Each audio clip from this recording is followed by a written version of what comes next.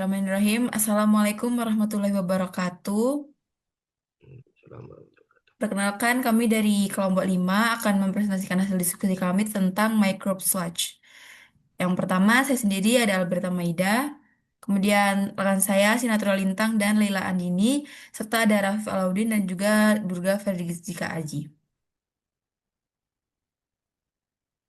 Next slide. Nah, yang pertama kami akan membahas tentang habitat. Jadi, microbe sludge ini berada di lingkungan dengan lumpur aktif, sistem aerasi, yaitu aerob atau anaerob. Nah, umumnya ditemukan dalam sistem pengolahan air limbah biologis seperti kolam aerasi dan tangki lumpur aktif. Terus, kondisi untuk microbe sludge ini yaitu kayak organik, tersedia oksigen, tapi dia juga bisa tanpa oksigen. Next slide. Selanjutnya ada peran mikroba. Untuk peran mikroba sendiri antara lain, yang pertama, degradasi bahan organik, yaitu untuk mengurangi COD dan TSS. Yang kedua, pengurangan volume sludge lumpur dan memperbaiki kinerja sistem.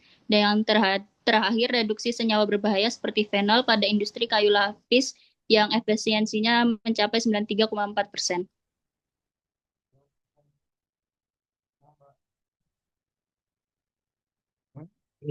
Nah, selanjutnya ada jenis mikroba. Nah, jenis mikroba ini ada tiga. Itu yang pertama ada bakteri. Nah, untuk penjelasan bakteri itu ada Pseudomonas putida berperan dalam biodegradasi senyawa organik, aromatik, dan pencemar xenobiotik. Terus ada lagi Nitrosomonas europaea berperan dalam oksidasi amonia dalam amonia menjadi nitrit dalam proses nitrifikasi. Ya, yang kedua ada protozoa. Dalam protozoa ini yang pertama ada Vorticella microstoma, perannya dalam mengkonsumsi bakteri bebas dan partikel tersuspens serta menjaga kejernihan. Yang kedua ada effluent, kejernihan effluent. Terus yang kedua ada Aspidiska cicada sering digunakan sebagai bioindikator untuk menilai performal IPAL. Yang ketiga ada jamur. Nah, untuk tulisan jamur ini Trametes viscolor. Jamur ini menghasilkan enzim lignin peroksidase dan la, dan la, dan las, latas latas yang efektif dalam biodegradasi limbah tekstil dan rumah tangga yang mengandung senyawa tahan biodegradasi.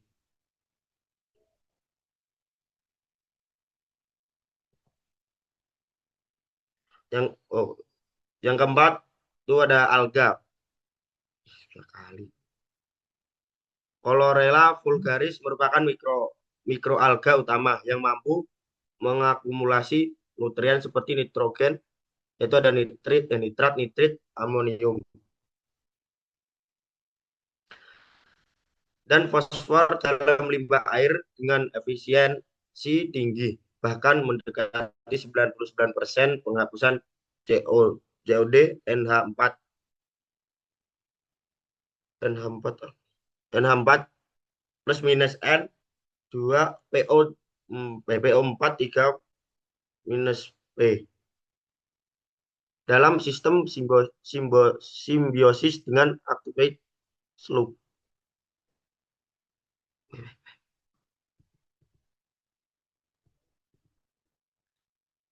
Terus ada Stendesmus spp.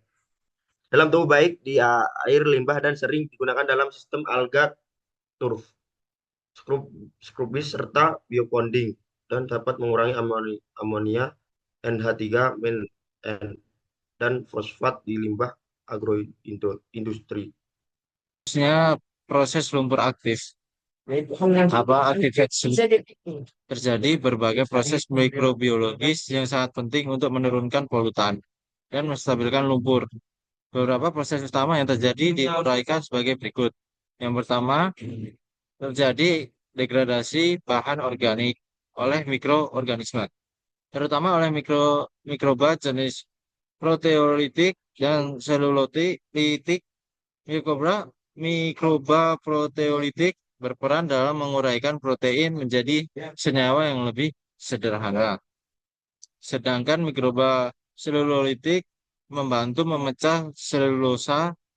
Proses ini menjadi bagian penting dari tahap stabilisasi lumpur karena mengurangi kandungan bahan organik kompleks yang diinginkan.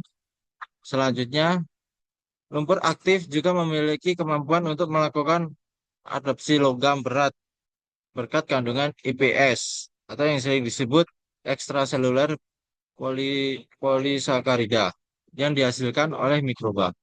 IPS ini berfungsi sebagai agen penjerap yang mampu mengikat logam berat seperti tembaga atau Cu dalam praktiknya. Tembaga dapat diserap oleh lumpur aktif sehingga mencapai kapasitas 88 mg per gram fps. Ini menunjukkan peran EPS dalam membantu mengurangi kontaminan logam berat dari limbah cair. Proses lainnya adalah pengendalian bulking sludge, yaitu kondisi di mana lumpur mengalami pengembangan berlebih sehingga sulit mengendap. Hal ini dicegah dengan mengatur pergantian fase anaerob dan aerob di dalam sistem, yang secara efektif dapat menghambat pertumbuhan bakteri filamen, yaitu penyebab utama dari fenomena bulking tersebut. Terakhir, sistem lumpur juga memungkinkan terjadinya penurunan kadar COD, chemical oxygen demand, serta penurunan volume lumpur.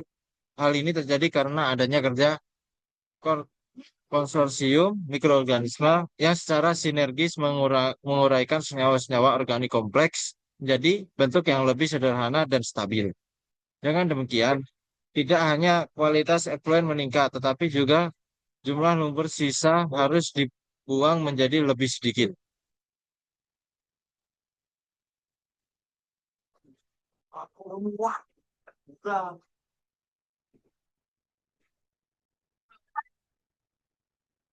Untuk selanjutnya ada contoh lokasi. Yang pertama, lumpur aktif atau activated sludge. Lumpur aktif dihasilkan dari sistem pengolahan biologis aerob di mana mikroorganisme menguraikan bahan organik dalam air limbah. Proses ini umum digunakan di instalasi pengolahan air limbah, IPAL, domestik maupun industri. Lumpur aktif mengandung biomasa mikroba yang aktif mendegradasi polutan.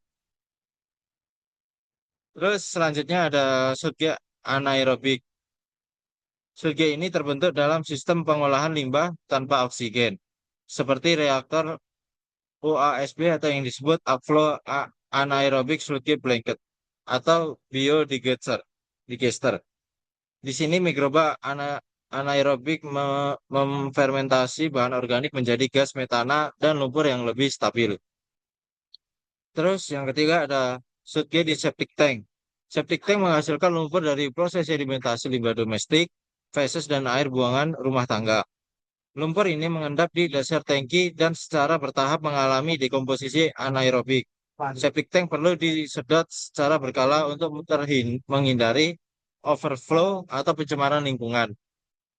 Terus selanjutnya ada sludge dari pengolahan limbah industri. Proses-proses pengolahan limbah cair industri, baik secara fisik, kimia maupun biologis, juga menghasilkan sludge. Sludge di industri bisa mengandung logam berat, senyawa berbahaya, atau bahan kimia tertentu, sehingga perlu penanganan khusus sebelum dibuang atau dimanfaatkan kembali.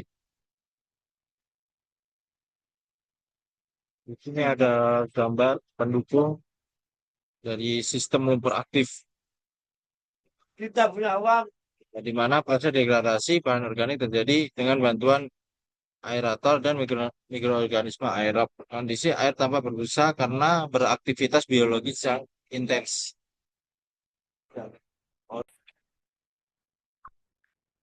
Baik, selanjutnya ada dampak mikroba sludge. Ada dua dampak, yaitu dampak positif dan juga negatif.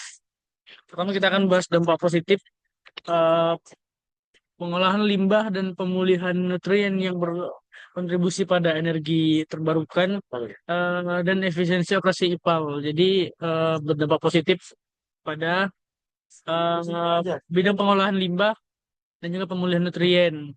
pada operasional IPA. Terus dampak positif kedua itu bisa mengurangi konsumsi energi hingga 100% dan menurunkan emisi karbon hingga 63% melalui teknologi SLAD MBGS. Lalu dampak negatifnya itu mikrobacillus ini itu berisiko pada gangguan kesehatan karena mengandung kontaminasi patogen yang resisten di lingkungan. Artinya sulit untuk di-disper, sulit untuk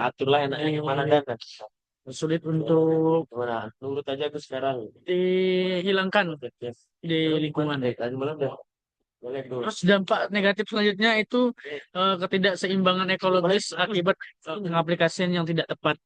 Nah, apabila mikrobacillus ini pengaplikasiannya itu tidak semestinya, itu dapat mengganggu keseimbangan ekologis yang nanti berdampak pada beberapa sektor-sektor lingkungan yang lain.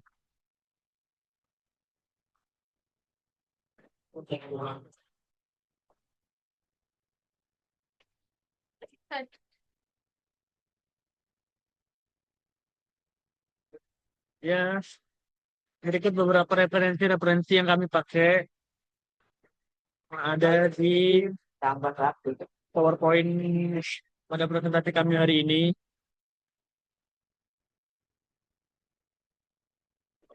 Sekian yang dapat saya dan teman-teman saya sampaikan. Apabila ada kekurangan dan juga kata-kata yang kurang mengenakan, tolong dimaafkan. Saya mewakili teman-teman saya yang sudah presentasi tadi mengucapkan Assalamualaikum warahmatullahi wabarakatuh.